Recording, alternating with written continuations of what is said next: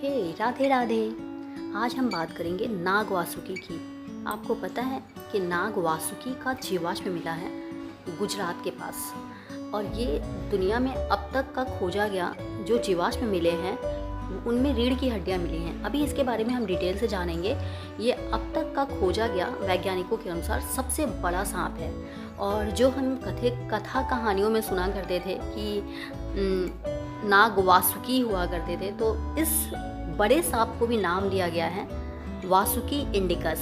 तो चलिए इसके बारे में कुछ जानते हैं, वासुकी इंडिकस के बारे में। गुजरात के कच्छ से मिला एक ऐसा जीवाश्म जिसने वैज्ञानिकों को हैरान कर दिया। रिसर्चर्स ने 27 संरक्षित रीढ़ की हड्डियों को साफ किया और उनकी पहचान की। ये लगभग 1.5 से 2.5 इंच तक लंबी और 2.5 से 4 इंच चौड़ी हड्डियां हैं।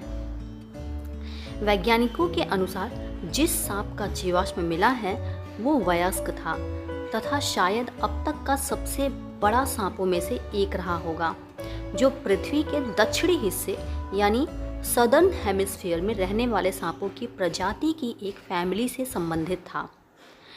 इन सब बातों को ध्यान में रखते हुए वैज्ञानिकों ने इसे नाम दिया Vasuki indicus.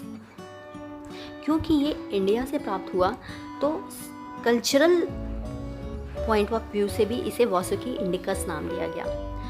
Vasuki indicus Titanoboa सेरेजोनेंसिस से भी बड़ा सांप है या रहा होगा।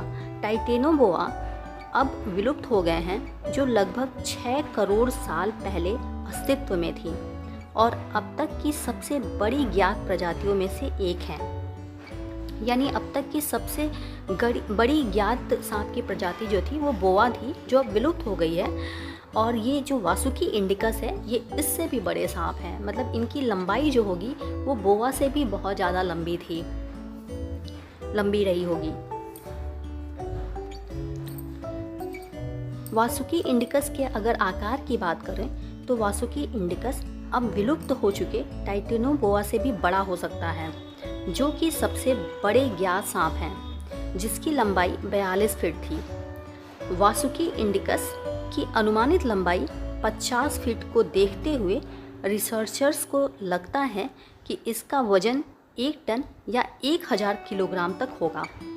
बता दें कि आज के सबसे लंबे जीवित सांप जो हैं वो एशिया का, उसकी लंबाई जो है 33 फीट है, जो कि पाइथन है।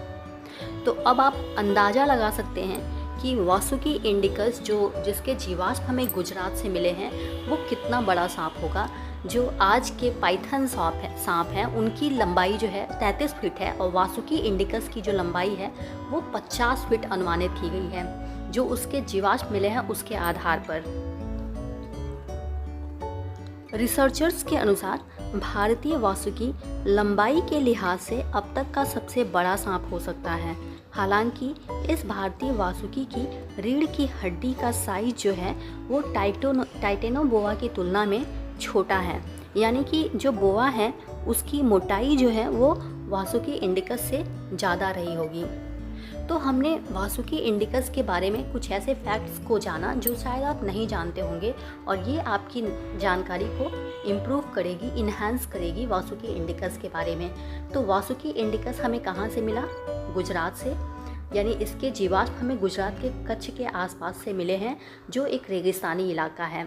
और जो सांप है वो बहुत भारी भरकम है, तो रेगिस्तानी इलाके में ये सांप नहीं रह पाते होंगे, क्योंकि इनको चलने में, सांस लेने में दिक्कत होती होगी। सांस लेने में ग्रेविटी के अनुसार ये अपनी चेस्ट को फुलाते होंगे, तब जाके ये सांस ले पाते होंगे, तो उसमें इन्हें दिक्कत होती होगी। तो इस वजह से ये दलदली इलाकों में पाए जाते हैं, क्योंकि दलदली इलाकों में इनका सांस लेना भी आसान होता है और इनको चलने में भी आसानी होती है। यानी कि ये पानी के सहारे तो आसानी से चल सकते हैं, क्योंकि ये बहुत ही भारी भरकम सांप होते हैं, जिनका वजन 1000 किलोग्राम से ज़्यादा हो जाए तो वो ज़्यादा भारी भरकम सांप होंगे।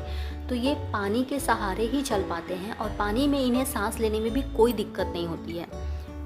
लेकिन अगर ये ज़मीन पे रहें तो इन्हें निश्चित रूप से दिक्कत होगी। तो अभी जो जीवाश्म हमें मिला है वो गुजरात के पास मिला है, जो कि एक रेगिस्तानी इलाका है, वहाँ से हमें जीवाश्म मिले हैं। तो इस जीवाश्म से हमें बहुत कुछ ज्ञात होता है कि जलवायु परिवर्तन किस तरह से हुआ होगा, यानी जो रेगिस्तानी इलाका है, हो सकता है वहाँ पीछे पास्ट में वहाँ की जलवायु बहुत अच्छी रही हो, तभी ये सांप वहाँ पे रहे और वहाँ से हमें जीवाश्म प्राप्त हुए। तो इस जो वासुकी इंडिकस का हमें जीवाश्म प्राप्त हुआ है, वो जलवायु की दृष्टि से भी हमें बहुत कुछ बताता है। जो पास्ट में जलवायु परिवर्तन हुए उसके भी बहुत सारे प्रमाण देता है, और ये भी कि नाग वासुकी अभी भी हैं।